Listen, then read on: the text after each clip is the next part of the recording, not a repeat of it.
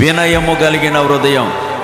దేవుని పిల్లలు, దేవుని బిడ్డలు వినయ హృదయము కలిగిన వారై, అంటే అహంకారము కలిగిన హృదయము ప్రమాదమే, చాలా ప్రమాదం. మనకు కలిగి ఉన్నవో దేవుని బిడ్డలారా, దేవుని ఎదుట వినయము కలిగిన వారిగా ఉండడానికే ఉపయోగపడాలి తప్ప అహంకారులుగా బ్రతకడానికి ఏమాత్రము కూడా వీలు ఉండకూడదన్న సంగతిని మనం గమనించాలి.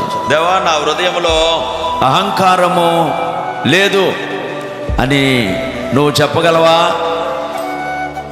నా హృదయంలో గర్వము లేదు, నా హృదయంలో అతిశయం లేదు అని చెప్పగలవా? దేవుడు ఎక్కడ ఉంటాడు అని అంటే వినయము గల వారి యొద్ద. అహంకారుల దగ్గర దేవుడు ఉండడు, పొగరు పట్టిన వారి దగ్గర దేవుడు ఉండను అని అంటాడు.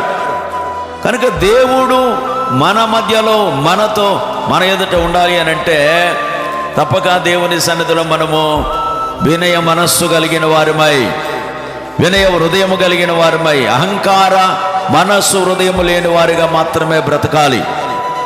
దేవుని దగ్గర మనం సంజాయిషి చెప్పుకోవడానికి షరతులు పనిచేయవు.